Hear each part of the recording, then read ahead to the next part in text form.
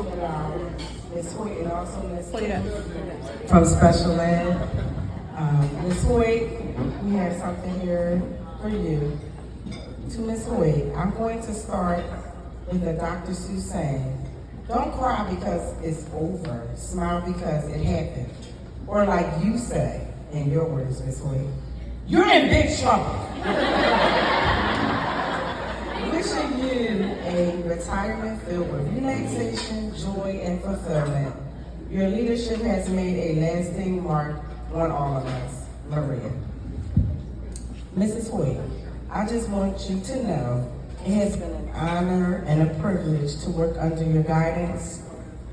You are selfless when it comes to the staff and students. You've done an impeccable job. So take a bow and enjoy the next chapter in your life. Have a happy, peaceful, and joyous retirement. Yours sincerely, Miss Trudy. And for me, I just love the lady for real. I'm gonna miss you, Miss Hood. All right, for Mrs. Barnes, not right. To know her is to love her, y'all know that. Ms. Barnes, it has been an extreme honor and privilege to have worked with you in Classroom 111. Thank you for allowing me to work with you and never made me feel like I just was your assistant, but a co-partner in guiding our children each and every year. You have taught our children with such grace, compassion, and love. As you guided them through math and literacy, you also pushed our children by guiding and adding science to the mix. And boy, did they love that. Every Friday, Room 111 became little scientists. They absolutely loved it. Classroom 111 is a very challenging group of scholars that keeps us on our toes and know not just their behaviors, but they have inquiring minds, and yes, they want to know. And we have a lot of teachable moments in our class. So thank you, Ms. Kim, for accepting the challenge each and every day. Case in point, Felix. See everybody with his, well, let me ask you something. Boy, oh boy, we were doing research constantly, and I learned from these kids as well.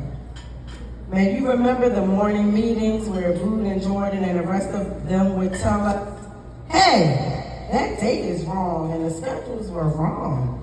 Because you know, they know the calendar and dates better than we do with special events.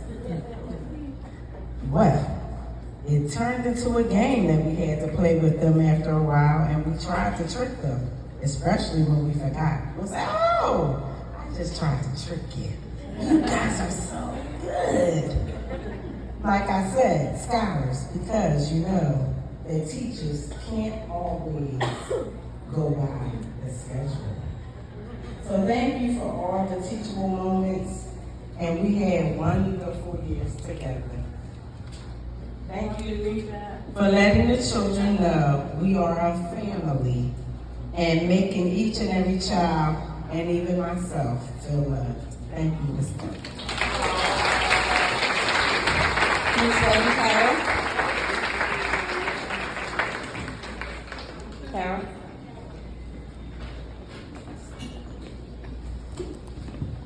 All right, I'm going to try not to cry because I'm not going to sound apart. So Kim and I worked together my first year at Farrell, and we co-taught 7th grade. And I want to thank you for being a great co-teacher who was willing to go out of her comfort zone and teach all the creepy things I like to do in October, and working on numerous projects with all of the students, whether they were on your caseload or not.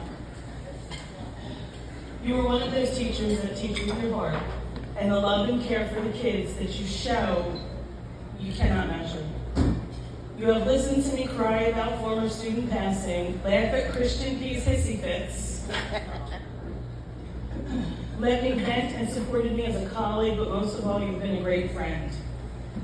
I will miss your smile and cheerful good morning, as I bark at the 8th graders when we come up the ramp.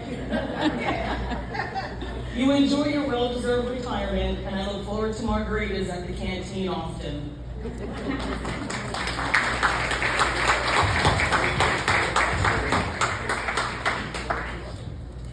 Kim started the same year I did, or just a little afterwards. Recently, we were hanging out at work and reminiscing about the old days. She remembered things that I had forgotten, and I remembered things that she had forgotten. A few things that I had remembered, though, is Kim was very passionate about her job and her students. I remember when she worked with me in the classroom, and I remember when she had no classroom. She pulled her groups into hallways, or she would use rooms where teachers were on preps because they had taken away the classrooms for the LS teachers. I remember that she tears up quickly, but she also loves to laugh.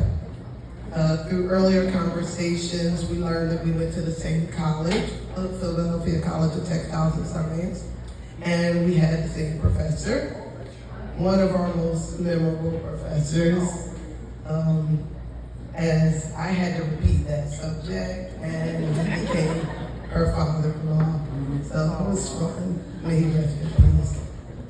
Over the years, I could see how much she adores her husband, her sons, and her daughter.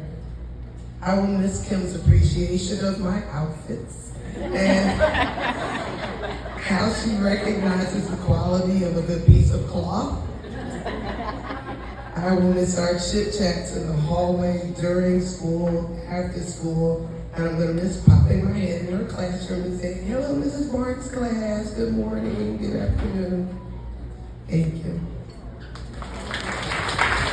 And I just say one more thing, Mr. Judge, we're still waiting for our shades. That's all. Yes! I'm still waiting for my shades. He did not tell the new custodian, our new engineer does not know that we need shades in our classrooms. John?